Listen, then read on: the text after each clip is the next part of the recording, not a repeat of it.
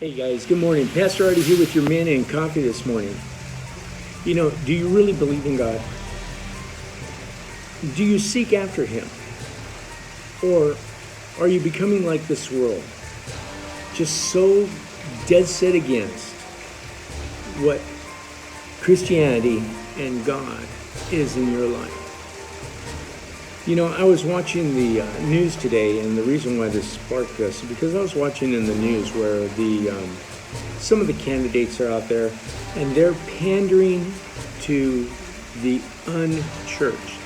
Why? Because they don't like the evangelicals, because they voted for Trump. So they're going after the other segment, the unbelievers. I heard, Beto O'Rourke, I'm not going to directly quote him because I don't know what the quote was, but he was saying, he goes, don't tell me about how holy you are by the way you treat people until you start showing me how you treat people. In other words, making reference to illegal aliens.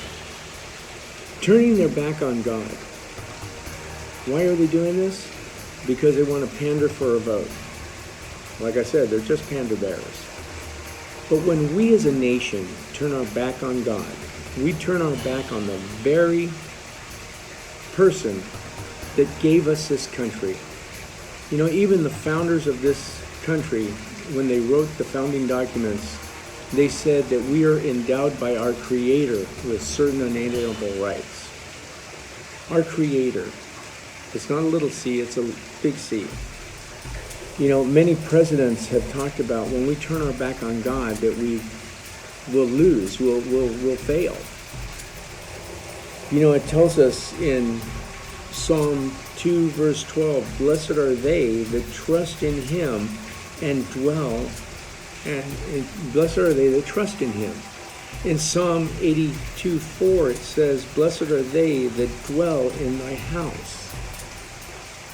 In Proverbs 8:32 it says, blessed are they that keep my ways. Blessed. And of course, of the Sermon on the Mount, Jesus talked about all the blessings that are given to those who suffer things and go through things. And, in Matthew 5, you can read it for yourself. But here's the one thing. When we turn our back on Israel, when we turn our back on God, we turn our back on our support, we turn our back on our covering, we turn our back, we talk about the wall, the wall of safety around our borders. When we turn our back on God, we basically remove the wall of protection that God has put around this nation.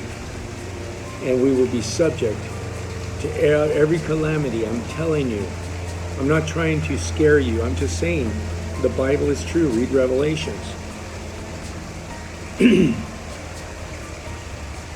it doesn't take much. A lot of these politicians are saying, well, how do I believe in a God that I can't see? Well, John chapter 20, verse 29 says, blessed are they who have not seen, yet still believe. You see, we weren't back in Jesus' day. We didn't know all that He did, but we believe what the Word of God says, what it tells us.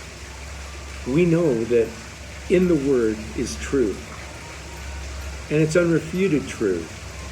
There's been scholars that have tried to prove the Bible infallible and wrong, but they haven't been able to. Why? Because it's perfect.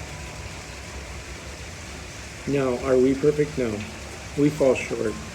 And it's time for us as Christians, and it's time for us as a church to stop walking away from God and walk toward Him.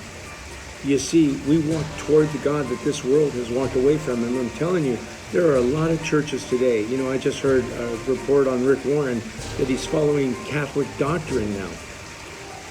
He's doing the same thing Billy Graham did, following Catholic doctrine. That's not the way we believe. We believe in the infallible Word of God. Not by things written by man, but things given by God.